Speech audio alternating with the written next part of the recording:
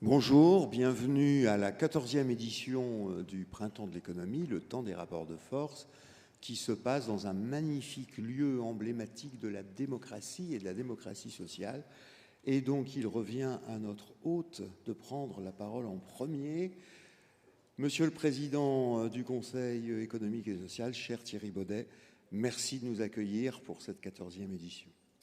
Bien, bonjour à toutes et tous, Monsieur le Président fondateur du Printemps de l'économie, Monsieur le Président d'Omnes Éducation, Mesdames et Messieurs, chers élèves, chers professeurs qui accompagnent les élèves. C'est un plaisir de vous accueillir dans cet hémicycle pour la 14e édition du Printemps de l'économie, dont je dois dire que le Conseil économique, social et environnemental est fier d'être partenaire.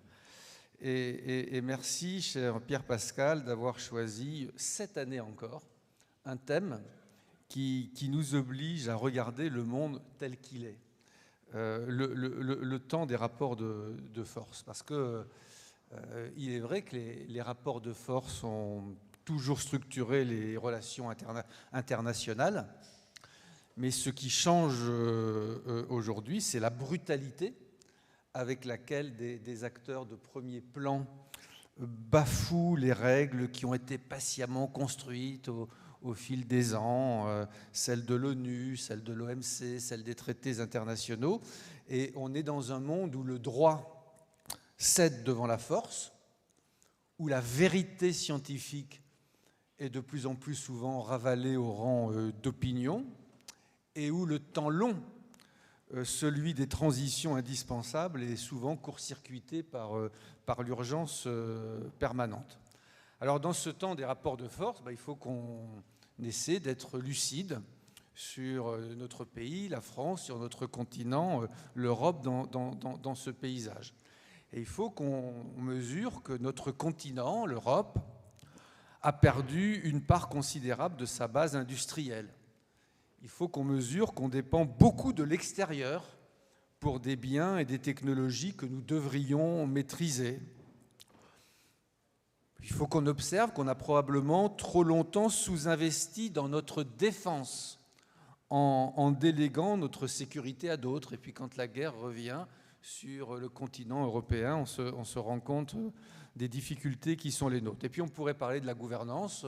L'Europe, avec l'ensemble de ses pays, donne parfois le sentiment d'être enlisé dans la recherche de compromis et parfois, avec notre gouvernance, on peine à décider vite quand le monde dans lequel nous sommes, lui, il n'attend pas.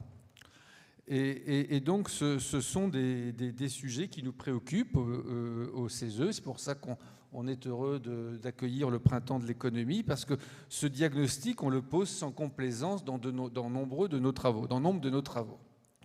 Alors, on a des faiblesses, mais ici, on se dit aussi qu'il serait tout aussi dangereux de ne regarder que nos faiblesses.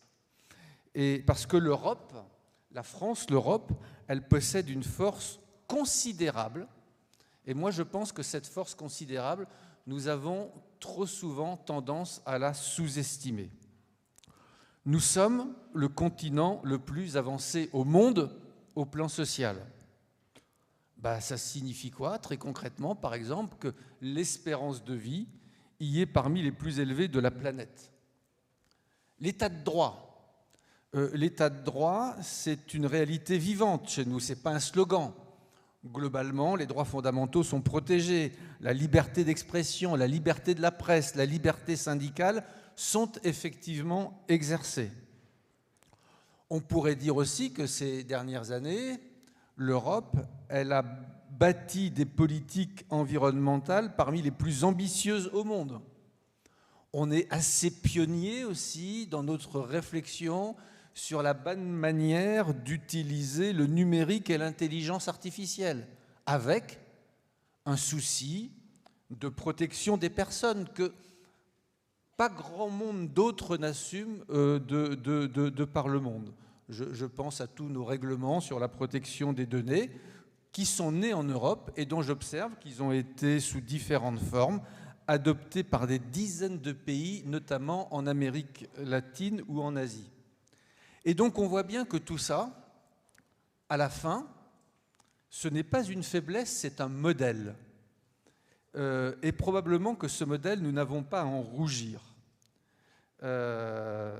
Mais la question, c'est de savoir comment on peut préserver ce modèle, comment on peut le défendre, comment on peut le faire évoluer. Et dans un travail en cours qu'on est en train de mener, qui porte sur la France à l'horizon 2050, je sais que Clément Beaune nous rejoindra, auquel le Haut Commissariat au plan et à la stratégie est associé. Nous, par exemple, ici, on appelle à maintenir le cap de la transition écologique, le cap des régulations utiles sur le numérique et sur l'IA. Et d'habitude, là où vous siégez, dans cet hémicycle, on retrouve des représentants des employeurs, des syndicats de salariés, des associations, des acteurs de l'environnement, et tous ici disent clairement que nos normes, elles portent des valeurs de respect des droits humains, qu'elles peuvent représenter un avantage et qu'il serait suicidaire de les démanteler. Mais ce que nous disons aussi, c'est que si on veut défendre ce modèle, si on veut que l'Europe continue, la France, si on veut que la France et l'Europe continuent de parler au monde, alors nous devons consolider le tout en l'adossant à une véritable recherche de souveraineté. Souveraineté alimentaire, pour qu'on ne dépende plus de chaînes d'approvisionnement fragiles, souveraineté industrielle, pour reconstruire une base productive sur notre sol, souveraineté militaire. C'est assez particulier de parler de souveraineté militaire devant les jeunes, devant des jeunes comme vous, devant les jeunes que vous êtes, mais je pense qu'on doit aujourd'hui parler de souveraineté militaire parce qu'on ne peut plus compter sur d'autres pour garantir notre sécurité. Et puis, souveraineté numérique, si je prends un dernier exemple, parce que celui qui ne maîtrise pas ses données, il est dépossédé de son avenir.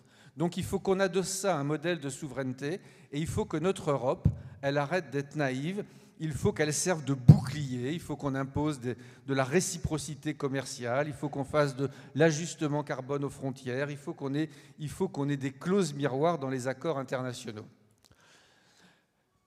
L'horizon 2050 que j'évoque, c'est vous qui le vivrez, c'est vous qui habiterez ce monde de 2050. Et pour nous, il y a des défis inévitables qu'il faut qu'on aborde dès aujourd'hui. J'ai parlé d'écologie, donc la fameuse soutenabilité écologique, mais en même temps que la prospérité. Il faut que notre pays et que notre continent continuent de créer de la richesse. La refondation de notre contrat social, au moment où on a des finances publiques qui sont dégradées et une démographie qui est en berne. Les questions de sécurité qui sont très importantes pour nos concitoyens, mais j'ai parlé d'état de droit. Donc demain, comment on concilie sécurité et liberté? J'ai parlé de souveraineté, mais la souveraineté, ça ne veut pas dire qu'on se replie sur soi, c'est comment on concilie souveraineté et interdépendance. Et nous pensons qu'on arrive au moment où on ne peut plus reculer, il faut choisir, il faut trancher, il faut arbitrer et tenir dans la durée, non pas en abandonnant ce qui fait la singularité européenne, mais en créant les conditions de rendre notre modèle plus puissant. Alors, je conclurai comme ça, puisque le thème, il est sur les rapports de force. Moi, je dirais qu'au moment où nous parlons, et ça, c'est pas réjouissant, oui, le monde dans lequel nous vivons est violent, mais la réponse de l'Europe, la réponse de notre pays, ne peut pas être de devenir aussi cynique que ceux qui nous défient. Notre réponse, ça doit être d'être fort de ce que nous sommes, un pays, un continent qui a fait le choix de la dignité humaine, de la solidarité, de l'état de droit et de la transition écologique, et qui doit se donner enfin les moyens de défendre ce choix. C'est ce débat que vous nous invitez à mener, que le Printemps de l'économie nous invite à mener ce matin, ainsi que bien d'autres débats dans les 3 jours à venir. Merci pour ça. Merci de votre présence. Moi, je suis toujours heureux de voir un hémicycle rempli de jeunes femmes et de jeunes hommes. Et je vous souhaite des échanges à la hauteur des enjeux. Merci à vous.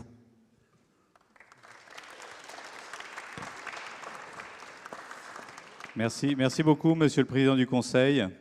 Merci, cher Pierre Pascal, Président fondateur, Madame l'Ambassadeur, Monsieur le Ministre, Mesdames et Messieurs, étudiants, professeurs. Je partage les mots du Président du Conseil de grand plaisir, de très grand plaisir, aussi pour moi, pour le groupe, en tant que président du groupe Omnes Éducation, d'être à nouveau le partenaire de ce printemps de l'économie, consacré cette année à un thème d'une lucidité rare, le retour de la violence, fin d'une parenthèse enchantée. Je pense que cette 14e édition se tient en effet dans un contexte qui est assez inédit. Si on fait un peu la liste de tout ce qu'on avait essayé de mettre en place ensemble pour gouverner cette planète correctement, on avait l'ONU pour la paix, on avait l'OMS pour la santé, on avait les accords de Paris pour limiter l'impact du changement climatique. On a quand même le sentiment que sur ces derniers mois et années, tout ça a été piétiné, bafoué, ignoré. On a 2 guerres ouvertes à nos frontières. Et point sur lequel j'aurai l'occasion de revenir, l'intelligence artificielle émerge et quelque part vient bousculer notre accès au savoir, notre accès à l'emploi et quelque part aussi l'accès au pouvoir. Donc on est dans un contexte qui est particulièrement chahuté. Et face à ces tensions, l'éducation peut sembler un sujet bien fragile. Personnellement, je crois au contraire que c'est un sujet essentiel, que c'est un acte de résistance, un acte de reconstruction, de construction et de reconstruction. Pour vous donner, et là je vous parle à vous étudiants en priorité, je crois que cet événement vous est destiné, il est pour vous donner les clés pour comprendre et ensuite façonner, parce que vous aurez ce rôle, ce sera dans vos mains, de façonner ce monde de demain. Et l'IA en particulier sera un sujet qui vous permettra de le façonner si vous le maîtrisez correctement. Donc je pense que l'éducation est une réponse essentielle, permanente et salutaire pour rester un rempart contre toutes les initiatives obscurantistes et je crois trop nombreuses dans notre environnement actuel. Elle doit former des esprits libres, des esprits capables de comprendre, de juger avant de décider, avant de s'opposer. C'est pour ça que pour le groupe Omnes Éducation, être mécène du printemps de l'économie, c'est un peu une évidence. Alors vous avez peut-être en tête qu'on a des écoles d'économie justement avec l'INSEC ou le SCE, des écoles de sciences politiques avec HEIP ou des écoles d'ingénieurs avec le CE. Et à travers ces différentes écoles, à travers ce printemps, pour nous c'est vraiment l'occasion d'affirmer une conviction très forte. C'est que face à ces bouleversements, qu'ils soient technologiques, qu'ils soient sociétaux, qu'ils soient géopolitiques, la réponse la plus durable, la plus solide, ça reste l'éducation. Ça reste l'accès au savoir, ça reste la formation de la conscience, du discernement et de la responsabilité. Voilà, donc c'était mon message principal. Moi, je pense qu'à travers l'éducation, nous avons encore les moyens de laisser à la raison, à l'établissement et au partage de règles ensemble, plutôt que de la violence, comme vous l'avez dit, Monsieur le Président, une place essentielle et vous donner les clés pour agir en ce sens et pour comprendre. Je vous souhaite à toutes et à tous d'excellents échanges, de participer activement à ces débats, de belles découvertes au fil de ces journées de réflexion. Et je crois que je vais donner la parole à Sabine Siffus-Arnaud pour une table ronde qu'on va bientôt... Ou non, c'est Pierre Pascal qui doit dire un mot. Oui, juste un dernier mot. Donc, Monsieur le Président du Conseil économique, social et environnemental, cher Thierry Baudet, Madame l'ambassadeur Sylvie Bermann, que nous avons la chance d'avoir le temps des rapports de force quand même. L'économie est de plus en plus soumise aux tensions géopolitiques. Donc on a la chance d'avoir ici une grande experte. Vous allez l'entendre bientôt. Et donc Monsieur le Haut-Commissaire Clément Beaune qui va nous rejoindre. Je voudrais recentrer un petit peu, mais extrêmement rapidement, parce que l'essentiel, c'est ce que nos intervenants vont dire.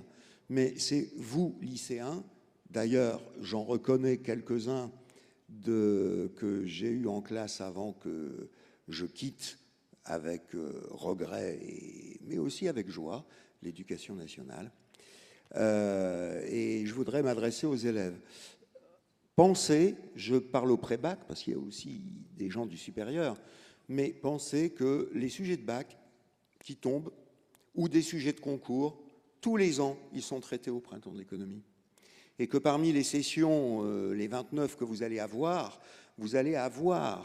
des éléments qui ne sont pas dans les manuels scolaires. Vous allez avoir du solide. Quand je dis du solide, on n'est pas sur les réseaux sociaux. On travaille sur des données fiables, sur des données vérifiées. Et ça, c'est hyper important. Et ça vous donne, dans vos copies, de la valeur ajoutée. Je peux vous dire que les universitaires et les professeurs de grande école en ont un peu marre de voir des copies qui se ressemblent. Parce que quelquefois, vous travaillez trop sur des fiches, sur des parascolaires. On a besoin de gens qui raisonnent et qui osent une pensée individuelle. Osez cette pensée individuelle, parce que vous allez hériter d'un monde.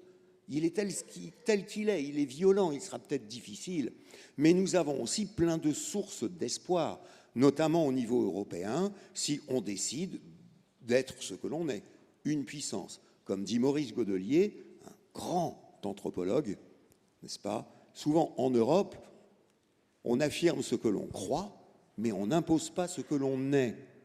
Et pour ça, on compte sur vous. Mettez dans vos copies de la valeur ajoutée. Tout le monde a le bac, mes enfants. Qu'est-ce qui est important? La mention. La sélection, elle se fait plus tard. Faites les bons choix d'études. Et pour ça, pour être discriminé, pour vous mettre en valeur, parce que vous le valez bien, comme dit un slogan publicitaire, mettez de la valeur ajoutée. On vous en offre au printemps de l'économie. Je vous souhaite un bon printemps et je donne la parole, parce qu'on a la chance d'avoir un grand reporter international, Sabine Sifus-Arnaud, qui est habituée du printemps de l'économie, et que je remercie d'autant plus que dans cette première session que j'avais conçue, elle y a mis sa patte d'experte. Merci beaucoup. Une précision, je travaille à Challenge, qui est une excellente revue. Donc je fais monter sur la scène mes camarades. Donc nous avons Monsieur Desportes qui reste sur scène, Clément Beaune, notre haut-commissaire, et Sylvie Berman, la diplomate. Bonjour, bienvenue.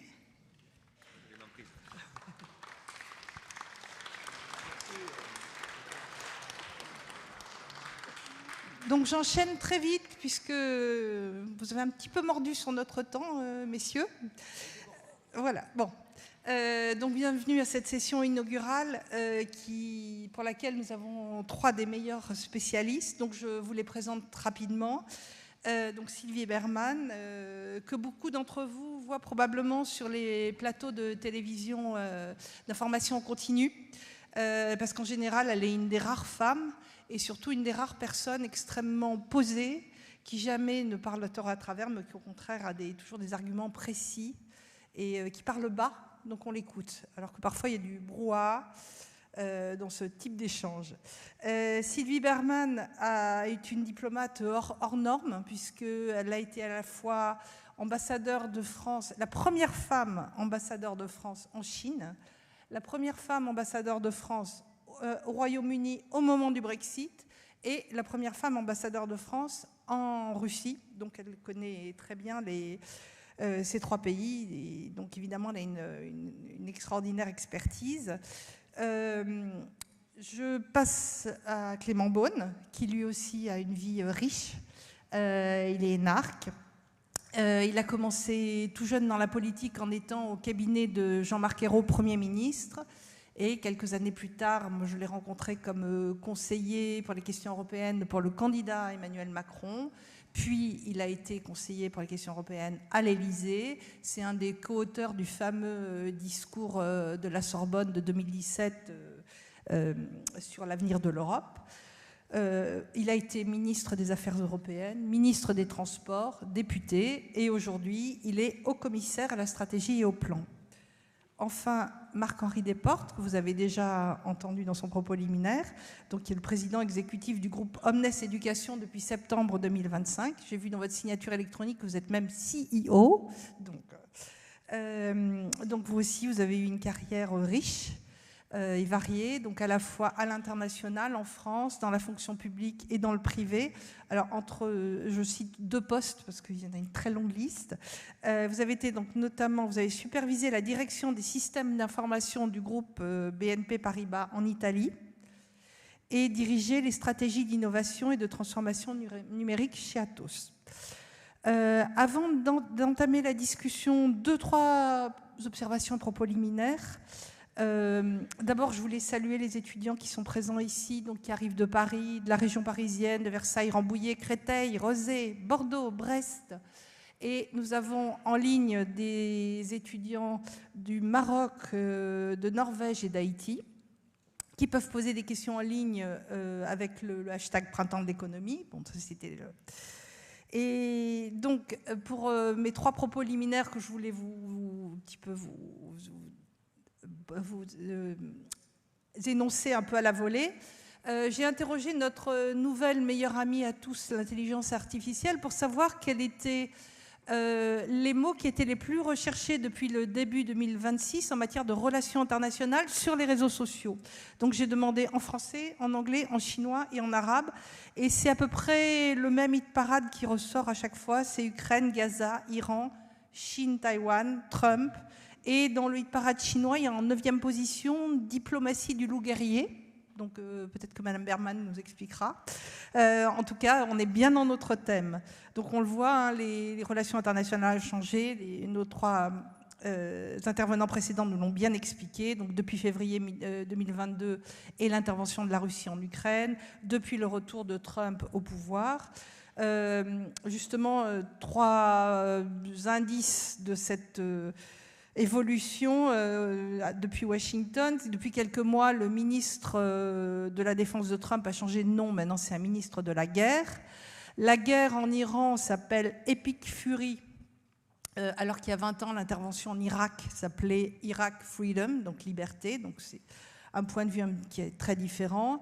Trump a un réseau social qui s'appelle True Social, dans lequel il énonce des oukases. Par exemple, encore ce week-end et cette nuit, où il exhorte ses alliés de l'OTAN à l'aider à défendre le détroit d'Ormuz. Donc on le voit, hein, puis sur les plateaux de télévision, on entend de plus en plus souvent la loi du plus fort, chaos international, désordre mondial, tout ça. Donc, trois intervenants l'ont bien expliqué. Les commentateurs ne disent plus que des cibles ont été frappées ou touchées, mais la grande mode maintenant, c'est de dire taper.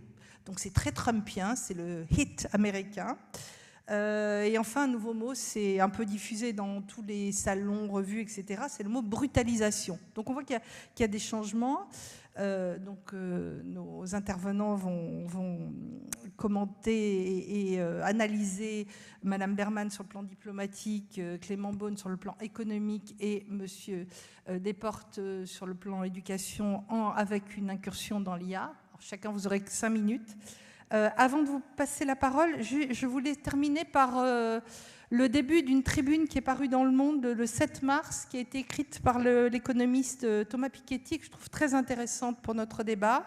Donc je le cite. « Disons-le d'emblée, la dérive militariste des États-Unis, à laquelle nous assistons avec la guerre en Iran, résonne avant tout comme un terrible aveu de faiblesse. Les élites des États-Unis sont de plus en plus conscientes de la fragilité financière, commerciale et politique de leur pays.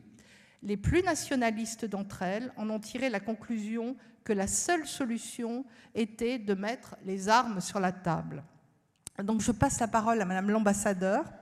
C'est ainsi qu'elle s'est fait appeler pendant toute sa carrière.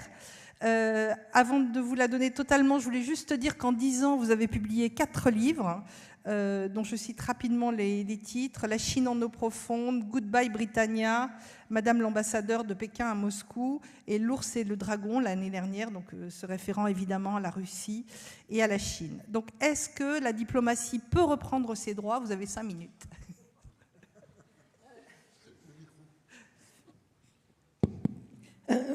Merci beaucoup, chère Sabine, de m'avoir invitée. Merci à tous de m'accueillir ici aujourd'hui. La diplomatie est bien mal en point aujourd'hui parce qu'elle est ignorée effectivement dans ce monde de force. Pour qualifier la période actuelle, je cite souvent Antonio Gramsci, qui dit que le monde ancien est mort, le monde nouveau n'est pas advenu, et dans ce clair-obscur surgissent tous les monstres. Et en fait, c'est cela qu'on constate depuis, en tout cas, la crise du Covid, qui a abouti à un enfermement géographique. Certains pays, comme la Chine, qui a pratiqué le zéro Covid, s'est complètement fermé, mais également une fermeture psychique. Et je pense que c'est aussi ça qui a conduit Poutine à agresser l'Ukraine, parce qu'il s'est enfermé dans son propre monde et il craignait l'extérieur. Il a une phobie de la contagion.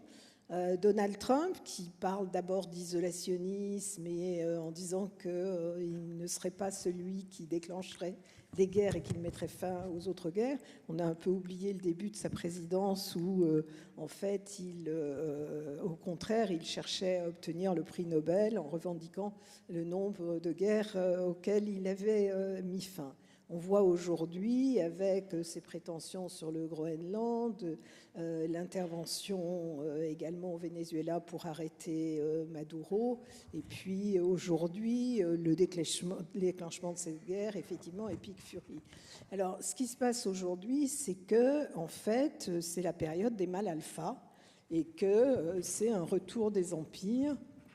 C'est le cas... On le voit en Russie, parce qu'il y a une logique impérialiste, effectivement, dans l'agression contre l'Ukraine. Logique impérialiste chinoise qui n'a jamais beaucoup changé, même si elle n'est pas, en fait, aussi hégémoniste. Elle l'est dans sa région. Mais quand on parle de rivalité systémique avec les États-Unis, elle ne cherche pas la même chose. Elle ne cherche pas à régler tous les problèmes du monde, à être le gendarme du monde. Bon, elle se concentre surtout sur sa région et sur son développement et sur également son approvisionnement énergétique. Et on en voit effectivement les conséquences aujourd'hui. C'est aussi un pays qui est très en avance sur la robotisation, sur l'IA, parce qu'elle est face aussi à une crise démographique. Elle risque de perdre la moitié de sa population d'ici à la fin du siècle. Mais vous avez en Chine des usines noires complètement robotisées. Noires parce qu'il n'y a pas besoin de lumière, parce qu'elles sont complètement robotisées. Et vous avez dû voir également les robots humanoïdes faisant du kung-fu au premier jour de l'an ou de la fête du printemps chinoise. Et ça, je pense que c'est une évolution très symptomatique. On parle et on se réfère aussi à une notion de guerre quand on parle de piège de Thucydide qui avait conduit Sparte et Athènes à la guerre parce que Sparte, qui était la puissance confirmée, avait peur de la puissance montante. Ça a débouché sur une guerre. On parle souvent, c'est un politologue américain qui parle effectivement du piège de Thucydide entre les États-Unis et la Chine. C'est surtout, en réalité, bon, il y a une guerre des tarifs, mais on peut se dire que cette bonne guerre, c'est pas le plus dangereux. La guerre la plus importante, d'une certaine manière, moi je ne pense pas que ça débouchera sur un conflit militaire, mais c'est la guerre justement de la haute technologie, c'est l'interdiction des puces, et il y a un véritable blocus technologique qui a été décidé par Washington. Donc ce qui déterminera le monde, c'est cette rivalité systémique entre les États-Unis et la Chine. D'ailleurs, Donald Trump était attendu à Pékin à la fin du mois. Il a demandé un report parce que comme il est en guerre, c'est difficile de quitter son pays. Mais je pense que c'est une rencontre qui déterminera l'avenir du monde, en réalité. Et puis, alors face à cela, vous avez aussi une montée du Sud global qu'on a tendance à oublier. Même si à Davos, il y a quelques années, avant le Covid, le thème avait été la désoccidentalisation du monde, et vous avez cette émergence, effectivement, de pays comme l'Inde, le Brésil, bien sûr, l'Afrique du Sud, même aujourd'hui l'Arabie Saoudite, et qui veulent avoir leur mot à dire sur la scène internationale, et ce qui conduit à un monde multipolaire. Et donc la Chine est un peu au croisement de cela, c'est-à-dire à la fois de cette relation systémique entre superpuissances, et en même temps, elle se revendique à la tête de ce Sud global qui a été complètement ignorée. Et il y avait il y a peu de temps la conférence des ambassadeurs à laquelle j'ai assisté, et l'invité d'honneur était le ministre des Affaires étrangères indien, et qui parlait justement de ce monde ancien et qui s'adresse à nous en nous disant « N'ayez pas de nostalgie, c'est un monde qui ne reviendra pas ». Et je crois qu'il a raison. Donc il faut prendre en considération ce monde qui vient, réviser la gouvernance une fois les guerres terminées, parce qu'elles auront bien une fin, en particulier des Nations Unies. Il y a un Conseil de sécurité qui aujourd'hui est une absurdité, qui n'a plus aucune légitimité avec effectivement les États-Unis, la Chine et la Russie, la France et le Royaume-Uni. Ça ne reflète pas le monde tel qu'il est, donc il faudra le refermer. Et j'en conclus très rapidement sur l'Europe. Moi, je suis un peu inquiète quand même sur l'Europe, parce que c'est vrai qu'elle a des atouts, mais elle est souvent divisée. Elle est souvent tenue à l'écart des choses. On le voit bien, même si Trump, à la dernière minute, dit « on n'a pas besoin de vous, mais venez nous aider quand même ». Il y a eu un moment de grande humiliation, c'est dans le golfe de Trump en Écosse, où l'Union européenne, qui est supposée être une superpuissance sur le plan économique, a cédé à l'oukase de Donald Trump. Et il y a, je ne sais pas, 25 ans, quand j'étais ambassadeur au Comité politique et de sécurité de l'Union européenne, on a essayé de construire une Europe de la défense, justement, et on avait fixé un objectif en 1999 qui était le déploiement de 60 000 hommes pendant une période de 1 an. Et aujourd'hui, on n'est pas capable de le faire. On a quelques jours de munitions. Et avoir ce bras armé, c'est pas être militariste, mais c'est pouvoir peser dans le monde et être respecté par les grandes puissances. Merci beaucoup. Donc, vous avez évoqué ce nouveau monde, ces fameux droits de douane qui ont notamment été négociés par Ursula von der Leyen cet été, donc sur le golfe et pas dans le golfe, de Trump, en Écosse, donc, qui a propagé ce sentiment un peu d'humiliation européenne. La question des droits de douane n'a cessé de revenir, donc c'est le moment idéal pour entendre Clément Beaune, donc, qui lui aussi a écrit un livre l'année dernière, je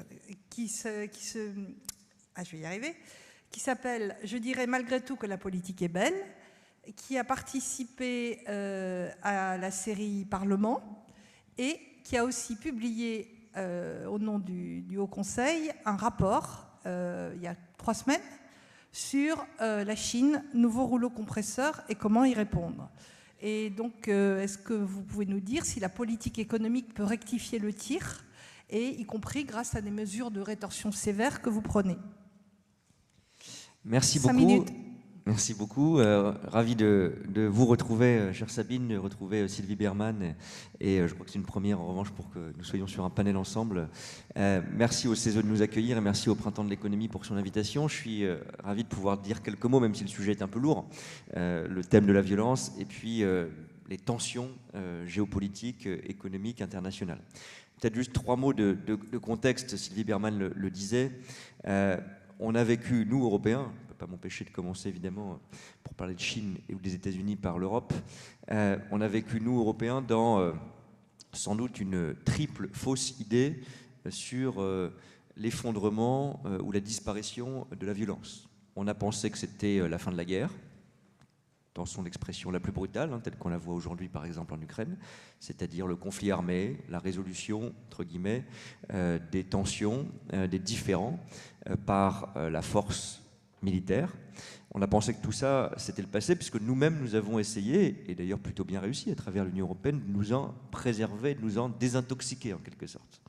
La guerre d'Ukraine a été un terrible rappel, mais en réalité, on ne voulait pas voir que la guerre n'avait jamais disparu du continent, puisque ce que nous appelons l'invasion russe de l'Ukraine avait en réalité commencé en 2014.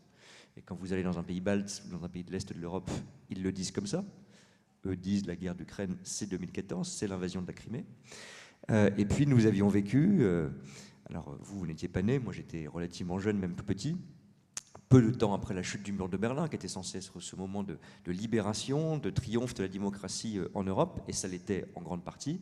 Nous avons vécu à 2h30 d'avion de Paris la guerre, la vraie, dans l'ex-Yougoslavie, avec des nettoyages ethniques, comme on disait, des atrocités qui étaient à quelques centaines de kilomètres d'ici. Donc nous avons pensé naïvement que la guerre avait disparu même de l'Europe. Elle n'a pas disparu même de l'Europe.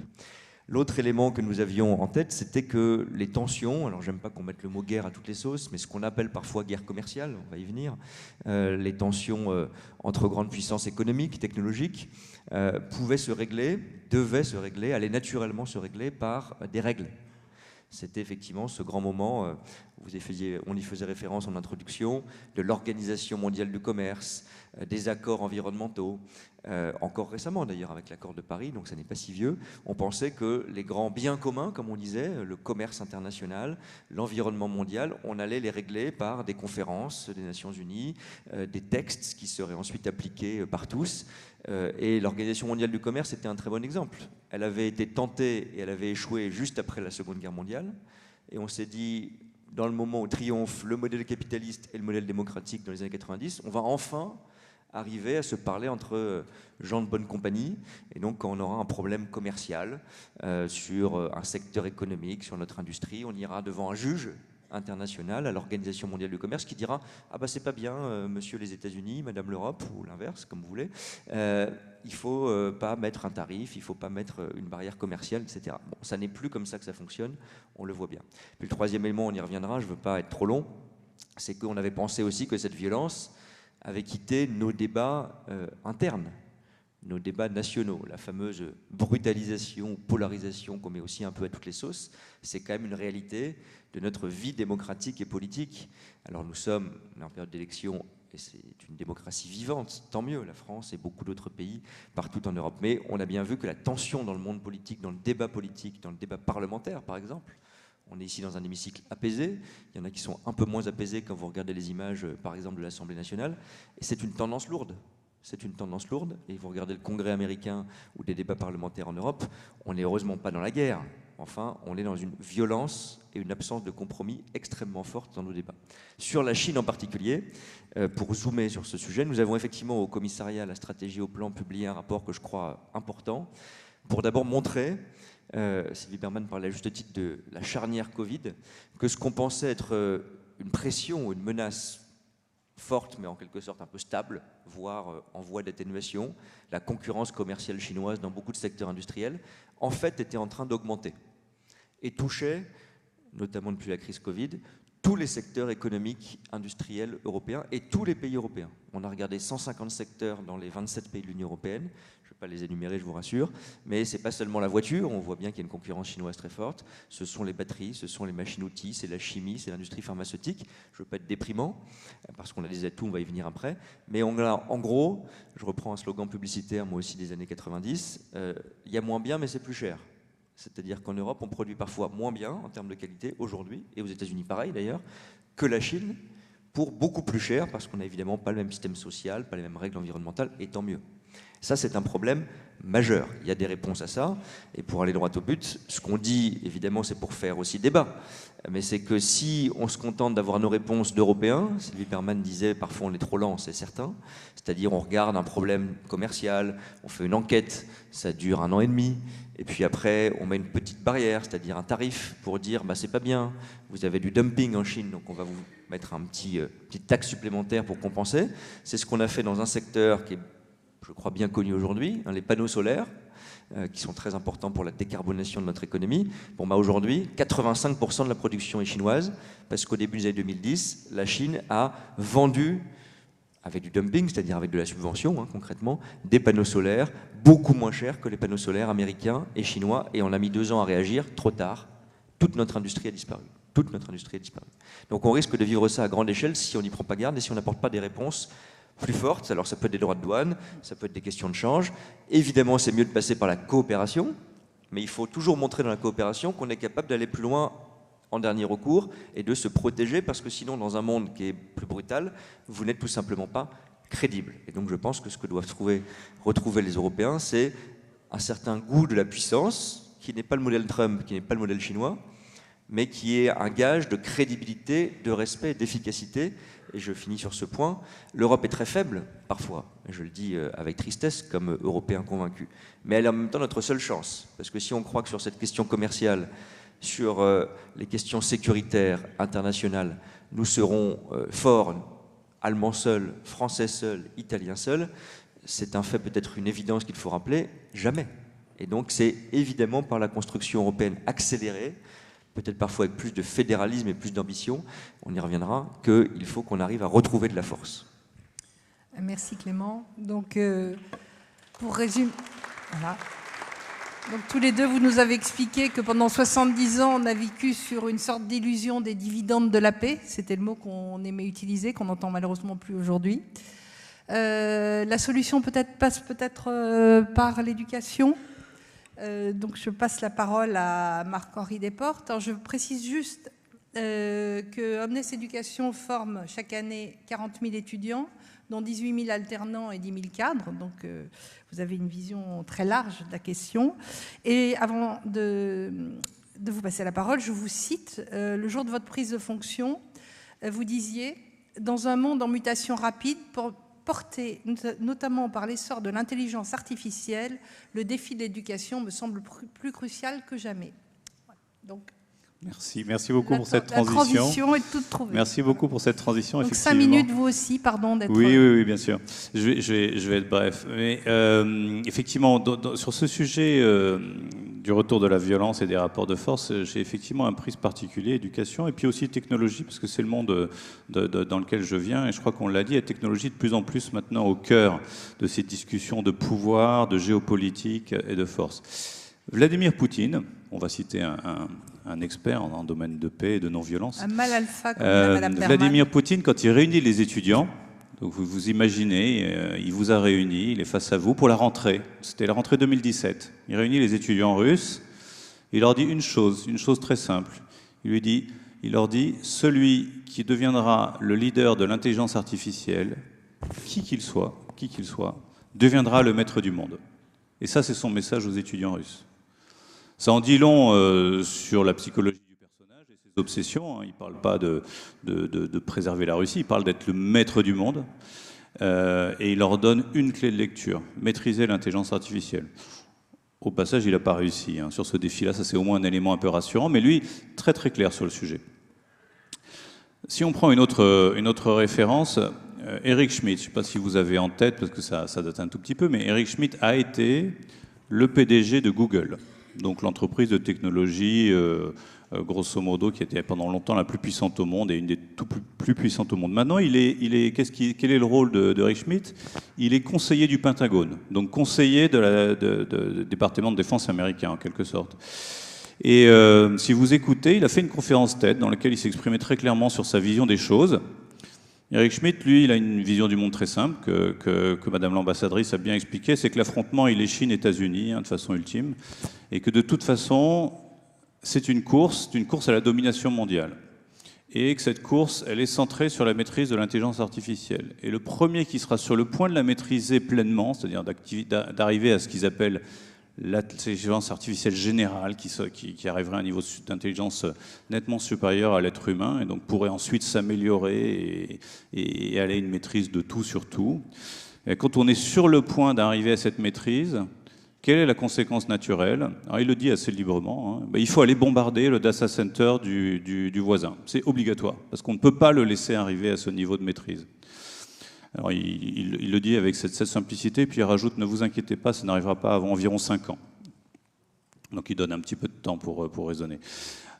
C'est quand même une grille de lecture qui est affirmée, qui est assez forte, et qui façonne un peu le monde dans lequel nous sommes. Au passage, il positionne le sujet États-Unis-Chine, il montre une jolie carte du monde, dans laquelle il y a quand même un pays au milieu, la France, puisque sa carte met l'intensité en compétence sur ces technologies. Et en fait, il met la France en bleu foncé. Il reconnaît que nous avons les savoirs. Il met l'Angleterre aussi, mais grosso modo, on est deux. Il dit, mais l'Europe, ça compte pas, parce qu'ils n'ont pas la structure du capital. Ils ne sauront pas mobiliser l'économie, les moyens, pour vraiment s'affirmer sur le sujet et compter. C'est assez brutal, hein, c'est pas quelqu'un qui s'embarrasse de périphrases, il est assez brutal, il est assez direct, il dit vous comptez pas, vous n'avez pas la structure du capital. Alors tout ça peut être un petit peu inquiétant. Je rajouterais que donc, face à cette obsession du pouvoir et de la domination que vont exprimer les États-Unis, que vont exprimer la Russie, la Chine est évidemment très engagée, mais avec un prisme qui, vous l'avez bien rappelé, n'est pas exactement le même par rapport à la domination. Le grand sujet, c'est qu'il faut donc gagner cette course de vitesse, arriver le premier pour pouvoir l'emporter sur tous les autres. Et donc toute forme de régulation est un frein et doit être ignoré, doit être empêché. Il faut laisser nos experts du sujet, et quels que soient les risques, quels que soient les dangers, les risques et les dangers sont quand même clairement identifiés liés à cette technologie. Donc tout ça peut être vu comme relativement inquiétant dans ce monde de violence. Et moi, je voulais quand même partager certains messages d'optimisme. Je crois qu'il ne faut pas regarder les sujets en se disant que tout ça nous dépasse et nous écrase, et surtout pas vous, dans votre rôle et votre position aujourd'hui. Donc il y a des vraies raisons de voir des choses positives et de l'optimisme au tout ça. La première chose, c'est que sur l'Europe, on n'est pas si écrasé que ça. On va donner un exemple, même s'il est un peu individuel. Un des pères fondateurs de l'intelligence artificielle, Yann Lequin, il a décidé de se relocaliser en France. Il a quitté Meta, une des plus grosses entreprises de technologie, et il vient créer sa société, Amilabs, en France, et il lève 1 milliard d'euros. Alors évidemment, 1 milliard, c'est beaucoup moins que ce qu'ont levé les grands acteurs américains. Ça fait quand même beaucoup d'argent, hein. Avec ça, on peut quand même commencer à travailler un petit peu sérieusement. Le président de la République avait annoncé en début 2025 d'avoir attiré 100 milliards d'euros d'investissement. L'Europe a mobilisé 200 milliards. Donc on a quand même un engagement pour ces technologies qui est réel. Et si on travaille bien, si on arrive à faire mieux et moins cher, on a une petite chance quand même de tirer notre épingle du jeu. Donc premier sujet qui pour moi est une vraie raison d'espérer de se positionner. Deuxième point. Je crois qu'il y a encore des personnes qui ont une certaine lucidité sur ces sujets. Et je vous invite à suivre ce qui se passe autour de Anthropic et de Dario Amodei, qui a quand même refusé l'oukase du président Trump et du département d'État américain, et qui a dit « Moi, je ne lèverai pas les limites de mon intelligence artificielle sur 2 sujets », et on lui demandait de les lever, hein, qui étaient surveillance de masse des citoyens américains. Il dit « Moi, je ne veux pas permettre ça. Pas de surveillance de masse des citoyens américains avec ma technologie. » Il n'a pas vraiment dit les citoyens mondiaux, il a dit les citoyens américains. Bon, on va dire que c'est un premier pas. Et deuxièmement, je ne veux pas que mes systèmes permettent de développer des armes 100% autonomes, c'est-à-dire des robots qui décident eux-mêmes s'ils vous tuent ou ils ne vous tuent pas. Comme pas des sujets complètement anodins, il a eu le courage de dire « Moi, je ne lèverai pas ces limites à ma technologie et donc je perds mon contrat avec le département d'État. » Et même maintenant, il leur fait un procès. Donc vous avez encore des personnes qui ont une certaine notion de l'importance de mettre des règles et de s'opposer, ce qui n'est pas évident quand même dans le contexte américain actuel, de s'opposer au président Trump. Donc, je voulais partager aussi, parce que dans cette logique, on parle d'inquiétude, on parle de préoccupation. Je pense qu'il est toujours important de garder les sujets d'optimisme pour pouvoir les travailler, les faire grandir, parce qu'on a quand même une nécessité, une obligation de réussir, de faire réussir quelque part le bien. Bon, mon dernier message pour vous, c'est un message effectivement autour de l'éducation. C'est dans ce contexte-là, qu'est-ce que vous devez considérer, qu'est-ce que vous devez apprendre? Bon, moi je dirais un certain nombre de choses simples. D'abord, l'usage de ces technologies. Les technologies elles-mêmes, leur usage, quel que soit votre domaine, quels que soient vos centres d'intérêt, apprenez à les utiliser, à les maîtriser pour être le plus fort possible. Parce que dans un monde de rapport de force, il faut être fort. Être fort, ça ne veut pas dire être violent. Ça peut se faire dans le respect des règles, ça peut se faire pour défendre les règles, mais il faut être fort. Donc n'hésitez pas à mettre le paquet là-dessus et être le plus en maîtrise possible, le plus en avance possible sur ces questions. C'est mon premier message. Mon deuxième message, c'est étudier, apprenez les rapports de force. Alors, Pierre Pascal l'a dit, toutes ces journées vont être dédiées à ça. Il faut comprendre ces clés de lecture du monde. Il faut pouvoir les utiliser pour pouvoir tirer votre épingle du jeu et jouer un rôle. Je pense que vous aurez l'occasion et vous aurez plus de moyens qu'on n'en a jamais eu à notre génération de façonner le monde demain. Donc saisissez ces leviers, faisez-en les vôtres. autres. Et je finirai par juste une citation, parce que j'ai quand même commencé avec Poutine, alors ça m'arrache quand même un petit peu le cœur. Donc je vais finir avec Gandhi, parce que Gandhi, je pense qu'on peut dire qu'un exemple de non-violence avec un impact considérable, de force par la non-violence, c'est comme un modèle absolu. Et Gandhi, il disait une chose qui est essentielle pour vous, étudiants, il disait « Apprenez tous les jours comme si vous deviez vivre toujours ». Il rajoutait aussi « Vivez chaque jour comme si vous deviez mourir demain ». Je crois que c'est une sagesse qui reste une sagesse très forte et très puissante par rapport au sujet de l'éducation. Très bien, Gramsci, Gandhi. C'est intéressant. J'avais des questions, mais puisque nous manquerons de temps, donc nous allons passer directement aux questions de la salle. Qui souhaite prendre la parole et faire une remarque pas trop longue ou poser une question à nos intervenants? Madame, je ne sais pas s'il y a des micros. Bon, peut-être en attendant que le micro arrive, je vais vous poser une question qui arrive par Internet sur Twitter du 20e arrondissement.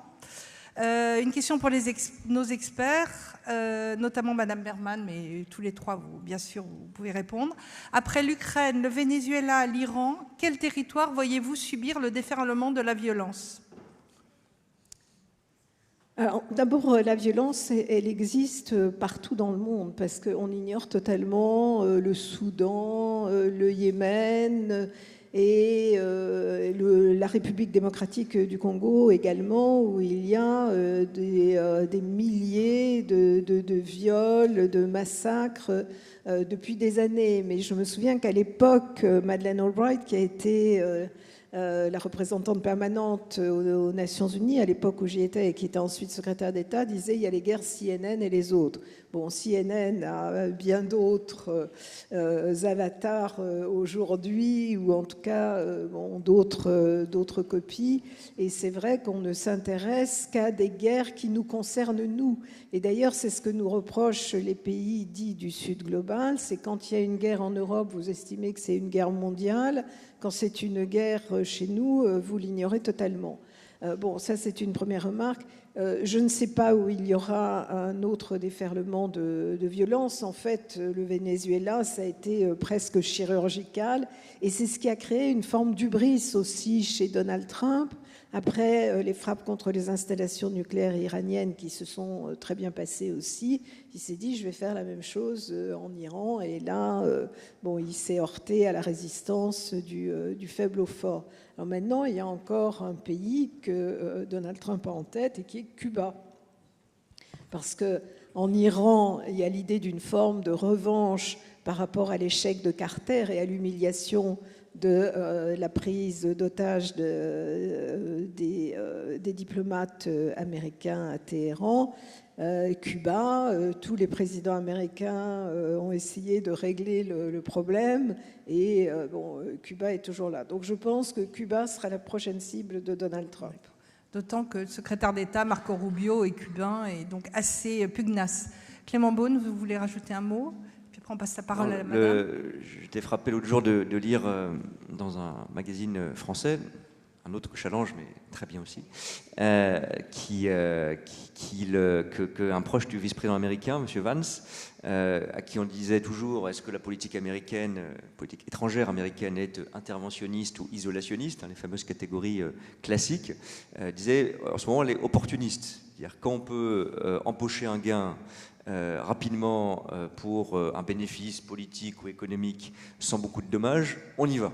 Bon, et c'était effectivement l'opération Maduro. C'est-à-dire que je pense que ce que Trump, je ne connais pas personnellement, enfin je l'ai vu une ou deux fois, mais j'imagine, a trouvé le plus satisfaisant dans l'opération vénézuélienne, c'était d'abord l'image de Maduro capturé par les forces spéciales américaines et menotté puis livré à la justice sur le territoire américain. Ce qui a sans doute effectivement créé un sentiment d'hubris pour la suite. On voit qu'en Iran, ça se passe pas tout à fait exactement comme ça, parce qu'on n'est pas tout à fait dans le même contexte face au même régime ou à la même résistance militaire.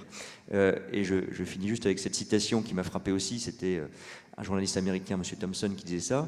Il disait le récit de George W. Bush, qu'on a beaucoup critiqué en Europe au moment de l'Irak, c'était « Ne vous inquiétez pas, on ne vient pas pour le pétrole, on vient pour la démocratie ». Vrai ou faux, mais c'était en tout cas l'enrobage et le récit. Et maintenant, au Venezuela, c'est « Vous inquiétez pas, on ne vient pas pour la démocratie, on vient pour le pétrole ».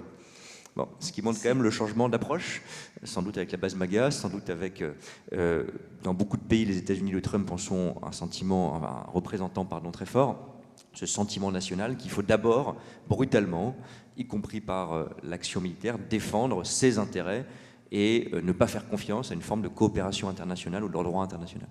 Défendre ses intérêts ou les faire fructifier, puisqu'on a vu que Jared Kushner, qui est le conseiller et gendre du président Trump, en même temps que se déroule la guerre dans le Golfe, passe des accords pour alimenter son fonds par des milliards des Émirats et de Bahreïn et Dubaï. Je passe la parole à madame qui maintenant a un micro. Allez-y, madame. Il marche? Oui, c'est bon? D'accord. Donc, je m'adresse plutôt à monsieur Desportes. On ne vous entend pas, en fait, pardon. Voilà, comme ça, c'est bien. Je m'adresse donc plutôt à monsieur Desportes. J'ai bien aimé son intervention. Mais je voudrais lui donner un autre angle à sa remarque, et pour qu'il me dise s'il me suit ou pas. Quand on est dans le monde de l'entreprise, on sait qu'il faut innover régulièrement pour progresser. Sinon, si on n'avance pas, on recule. Et quand on suit des cours de management de l'innovation, qu'est-ce qu'on apprend? On apprend que si on a loupé une étape dans l'innovation, il ne faut pas le vivre comme un drame, mais plutôt comme une opportunité. On essaye de comprendre l'étape qu'on n'a pas bien gérée et on se pose la question de comment faire mieux que cette étape, voire comment anticiper une demande qui concerne toujours plus ou moins la cible de l'entreprise, une demande qui va émerger et qui va à terme balayer l'autre et lui mettre un escalier de retard. Voilà, ça c'est la première. Quelle est votre question, madame? On y vient. Et présentez-vous, on ne sait pas qui vous êtes en fait, rapidement. Alors, je suis Geneviève Boucher, je suis futurologue. Donc votre question maintenant, s'il vous plaît. Voilà. Donc, ce que vous avez évoqué, c'est très intéressant. On a au moins deux handicaps, si ce n'est trois. Le premier, c'est l'économie. Excusez-moi, madame, est-ce que vous pouvez poser votre question? Parce qu'il y a énormément d'étudiants qui aimeraient en poser aussi, et il nous reste 10 minutes. Alors, merci beaucoup. Vous avez évoqué l'économie. L'économie telle que nous la vivons aujourd'hui, elle est au service d'un modèle qui va faire beaucoup de mal à nos deux challengers, la Chine et les États-Unis. Donc on a le droit, nous, sur notre territoire, de penser notre propre économie. La deuxième chose, c'est la concentration des données. Et nous, en Europe, on est les rois du peer-to-peer, les data distribuées. Et donc, il faut d'emblée partir sur un autre modèle. On sait que le modèle de la donnée distribuée est bien plus robuste. La nature fait de la donnée distribuée. Merci, madame. Peut-être que Clément Beaune et monsieur Desportes peuvent effectivement vous répondre et commenter sur...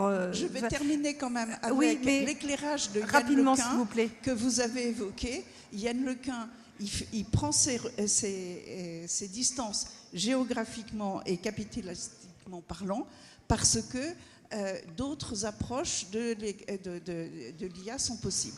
Merci, donc, madame. Moi, je pense quand on s'adresse aux jeunes, il faut leur expliquer que dans la vie, on n'a jamais perdu, il faut être proactif. Merci pour ce message d'optimisme. Oui. Merci.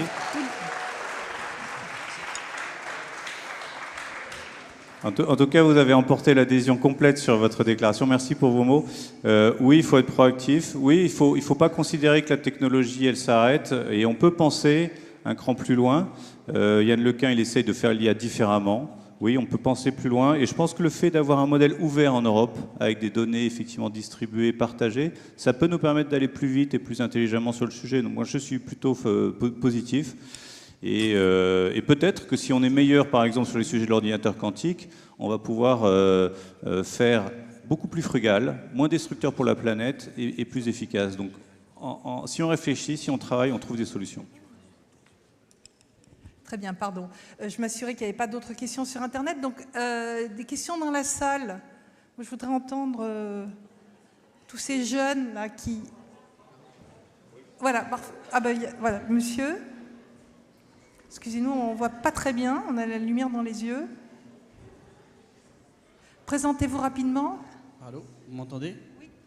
Alors, Oui. je suis étudiant du lycée Maurice Ravel à Paris 20e. On est en études supérieures.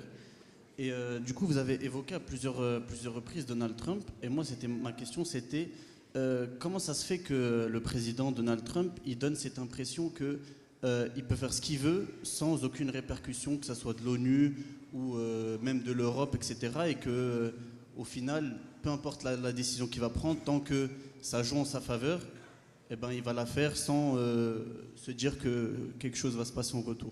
Merci. Merci pour cette question sur l'impunité et la désinhibition totale de ce monsieur.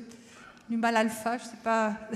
Oui, mais parce qu'on est précisément dans un monde de rapports de force et où finalement le droit et tout ce que nous avons mis en place pendant des années ne compte plus. Et il se trouve que Donald Trump est l'homme le plus fort du pays le plus puissant actuellement. Et en fait, les grandes puissances n'ont pas besoin du droit international, n'ont pas besoin de l'ONU. C'était quelque chose de volontairement consenti. Et à partir du moment où il le refuse, il est difficile de réagir. L'Europe pourrait le faire, mais il faut qu'elle soit unie, il faut qu'elle soit plus puissante économiquement, il faut qu'elle soit plus puissante également sur le plan militaire pour constituer une véritable opposition. Donc c'est vers cette voie-là qu'il faut aller. Je suis un peu pessimiste pour le moment, mais on n'a pas le choix pour l'avenir. Et le bon échelon, de toute façon, c'est l'échelon européen face à ces États-continents. Puis Donald Trump, vous vous souvenez de ce qu'il avait dit sur le plan intérieur? Il avait dit « je pourrais être sur la 5e avenue, tuer quelqu'un et ça n'aurait aucune conséquence ». Et malheureusement, effectivement, on est un peu dans cette situation. Il n'y a que les Chinois, parce qu'ils sont puissants, qui peuvent quand même réagir, qu'ils l'ont fait, par exemple, au moment de la guerre des tarifs, en menaçant sur les terres rares. Le Conseil pour la paix de Donald Trump, il vaut quoi? Clément Beaune? Alors sur le Conseil sur la paix, je laisserai peut-être Sylvie Berman, ça montre bien qu'il essaye quand même de créer des alliances un peu ad hoc, en dehors du droit international, en dehors des Nations Unies, mais je dirais deux choses sur la puissance américaine. Il y a une illusion de puissance et une puissance réelle. Une illusion, un excès de puissance, on va peut-être le voir, et je m'en réjouis pas d'ailleurs, aujourd'hui avec ce qui se passe en Iran ou au Proche-Orient, où il y a objectivement, on l'a rappelé au départ, une opération militaire, je ne sais pas comment le dire, spectaculaire, puissante, puisque les premières frappes ont atteint un certain nombre d'objectifs. Je ne sais pas si c'est bien ou pas bien, mais en tout cas, ont atteint des objectifs en tuant des cibles en Iran, en tapant sur, comme on dit maintenant, en tirant et en tapant ou en affaiblissant des sites balistiques et nucléaires, etc. Mais est-ce qu'il y a un plan derrière? Et on voit bien que maintenant Donald Trump, avec sa sympathie à lui, si je puis dire, ou ses codes à lui, est en train de demander à d'autres pays, la France, la Chine, tout ça n'a pas beaucoup de sens dit comme ça, mais de l'aider pour débloquer le détroit d'Ormuz. Ça montre bien que toute la puissance américaine, s'il n'y a pas de planification, d'objectifs politiques, de coopération sur le moyen long terme, n'y arrive pas. Elle ne peut pas toute seule être une espèce de gendarme du monde. Et puis ensuite, il y a la puissance contre la faiblesse des autres, si je puis dire. Bon, je prends l'exemple effectivement extrêmement traumatisant comme Européens, de la négociation commerciale, enfin je ne sais pas si on peut appeler ça une négociation commerciale, de l'humiliation commerciale que nous avons vécue cet été. Je ne sais pas si vous avez vu en quelques mots cet accord, ou ce quasi-accord. Les symboles comptent dans le monde de Trump, et nous avons été faibles, nous Européens. Qu'est-ce qui s'est passé?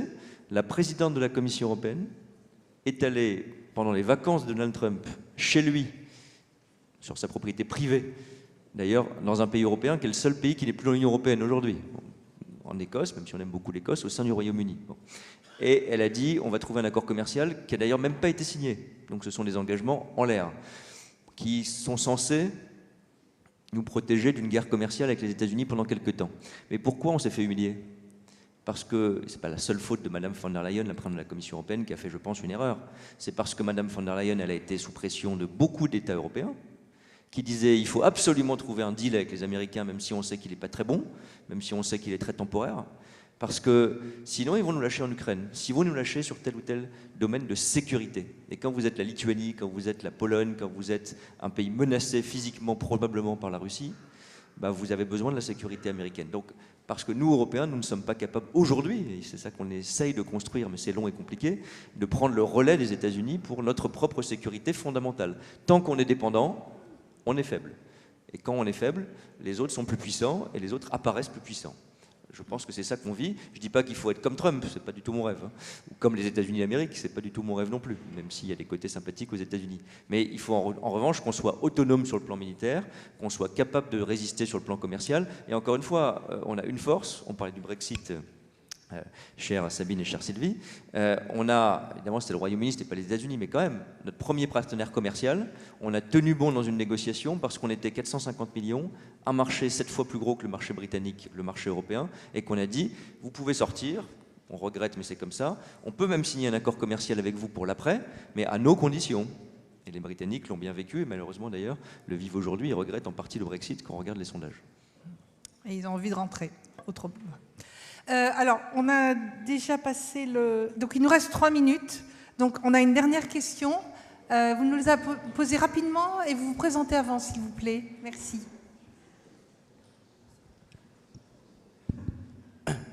Bonjour déjà. Je vous remercie. Je suis très content d'être là. Voilà. Moi, j'avais une question. Pardon, je m'appelle Adam. J'avais une question. Dans quelle mesure pensez-vous que les conflits mondiaux vont s'articuler autour des questions plutôt environnementales ? Très bien d'aborder l'environnement aussi. Merci. Pas de souci. Je vous remercie. Merci encore de m'avoir accueilli. Qui a 2 minutes pour ramasser le... Au revoir. Ouais, Clément Beaune. Alors, je vais faire une page de pub, mais c'est pas sur les conflits, c'est sur l'eau. On a fait au commissariat une étude sur l'eau en France. Donc, j'espère qu'on n'aura pas de conflit entre territoires en France.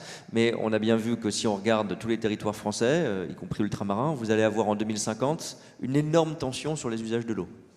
Pour vous donner une idée, je ne sais pas si vous vous souvenez de l'été 2022, où il y a eu une grande sécheresse, dans 90%, 86% pour être précis, des départements français, des restrictions. Alors parfois, c'était pas très grave, c'était la piscine. D'autres fois, c'était des usages pour l'agriculture qui étaient nécessaires, donc des restrictions très fortes. Parfois, c'était même l'eau potable à certaines heures. Bon, on a vécu dans presque 90% du territoire avec des restrictions. Et ben, le scénario de 2050, si on fait rien, c'est comme ça tous les étés. Bon. Donc j'espère que ça ne créera pas de tension parce que nous, on est un pays prospère, démocratique, on s'organise, on prend des mesures et j'espère qu'on va anticiper et améliorer d'ailleurs nos performances environnementales, notre gestion de l'eau. Mais si on a ça à l'échelle mondiale, il y a déjà eu des conflits de l'eau, dans des zones où c'est déjà extrêmement tendu, extrêmement sec, extrêmement pauvre, eh bien vous aurez des tensions, alors dans plein de sens d'ailleurs, sécheresse, inondation, montée du niveau de la mer et les réfugiés climatiques, ça existe déjà et ça sera un des éléments du dérèglement environnemental qui peut être majeur parce que c'est évidemment vital, besoin d'y insister beaucoup, vous le savez, vous le voyez, et donc les conflits de l'eau, si on n'a pas une gestion commune, on parlait de puissance versus droit international, si on n'a pas une gestion commune régionale ou internationale avec des règles, eh ben, ça sera le plus fort qui empochera la ressource en eau, pour être très clair, dans certaines régions. Je crois qu'il y a une note de la CIA qui a été faite il n'y a pas très longtemps, qui indiquait que face au réchauffement climatique et au risque de sécheresse, d'accès à l'eau et aussi d'excès de température, il y avait un risque énorme de stratégies non coopératives des États. Par exemple, maintenant on peut, en envoyant certaines matières chimiques dans les nuages, faire pleuvoir. Enfin, si on fait pleuvoir chez soi, on peut déclencher après des tempêtes chez le voisin ou le priver de sa part d'eau. Et donc la CIA a analysé ce risque de stratégie non coopérative qui pourrait amener des pays voisins à finir par s'affronter parce qu'ils seraient sur des sujets de simple survie, survie de leurs citoyens. Je suis navrée, on est obligé de terminer cette session, mais c'était la session inaugurale, donc vous allez avoir 4 jours pour approfondir tous ces sujets que nous avons évoqués avec nos experts, et merci pour leur présence. Et bon printemps de l'économie et à bientôt.